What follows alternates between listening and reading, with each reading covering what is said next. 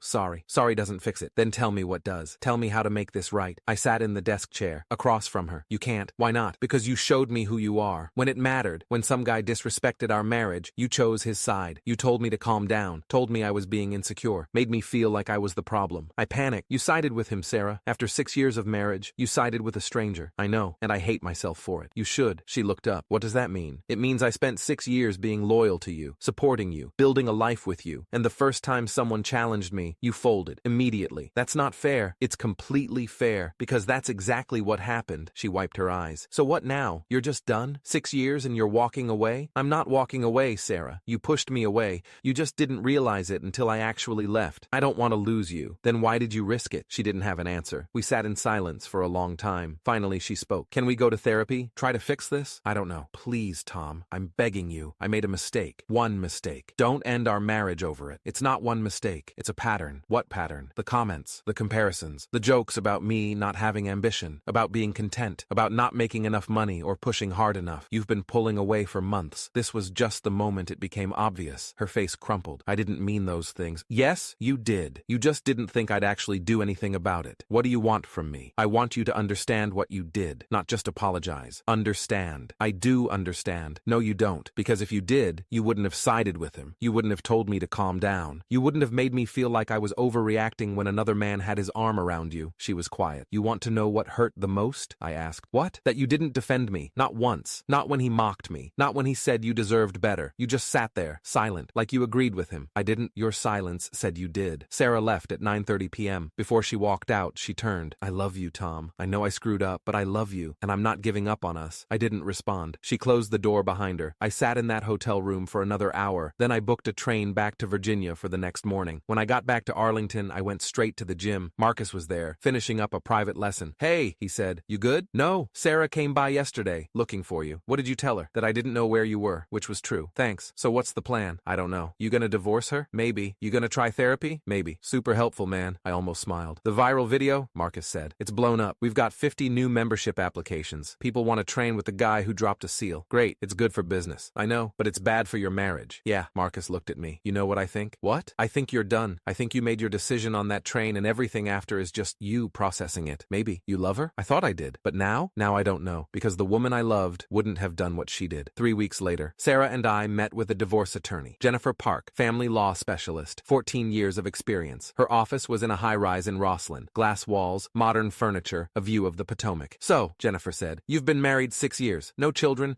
no joint property except the house. This should be relatively straightforward. Sarah started crying. I didn't. We can mediate, Jennifer continued. Figure out asset division. Sell the house and split proceeds. File uncontested. Should take about 4 months. I don't want a divorce, Sarah said. Jennifer looked at me. Tom, I do. Why? Sarah asked. Because of one mistake? Because you chose a stranger over me. Because you've been pulling away for months. Because I'm tired of being resented for being content. I don't resent you. Yes, you do. You resent that I'm happy running my gym, that I'm not chasing promotions or expansions or money. You resent that I don't have ambition in the way you define it. That's not true. Sarah, Jennifer interrupted gently. If Tom wants a divorce, arguing won't change his mind. We need to focus on making this process as smooth as possible. Sarah looked at me. Is there anything I can do? Anything at all? No. Please, Tom. Give me one more chance. I gave you chances. Every time I told you a comment hurt. Every time I asked you to stop comparing me to other people. You had chances. You didn't take them. She was sobbing now. Full, heaving sobs. I felt nothing. Just empty. We'll start the paperwork, Jennifer said. 6 months later, the divorce was finalized. I bought Sarah out of the house, kept the gym, moved forward. Atlas Combat Systems exploded in popularity after the viral video. We doubled our membership, opened a second location. I hired 3 new instructors. Life was good. Different, but good. Sarah moved to Seattle. Her sister lived there. Fresh start. We didn't talk. On what would have been our 7th anniversary, Marcus asked me if I regretted it. Regret what? I asked. Leaving her. I didn't leave her. She pushed me away and I stopped holding on. You know what I mean? No, I don't regret it. Why not? Because she showed me who she was, and I believed her. That's cold, man. Maybe, but it's honest. 2 years after the train incident, I got a message on LinkedIn from the SEAL. Hey man, I know this is random, but I wanted to reach out. What happened on that train was embarrassing. For me, you were right. I was being cocky, disrespectful. I made assumptions. I was wrong. I'm sorry. Also, I looked you up. Atlas Combat Systems is legit. I'm impressed. Respect. I didn't respond immediately. Let it sit for a few days. Then replied, thanks for reaching out. Takes a lot of humility to apologize. Respect. If you're ever in Virginia, stop by the gym. First class is free. He never took me up on it, but the gesture mattered. People ask me sometimes if I think about Sarah, if I miss her. The answer is no, not anymore. Because I learned something on that train. I learned that loyalty matters. That when someone shows you who they are, when they choose someone else's comfort over your dignity, you have to believe them.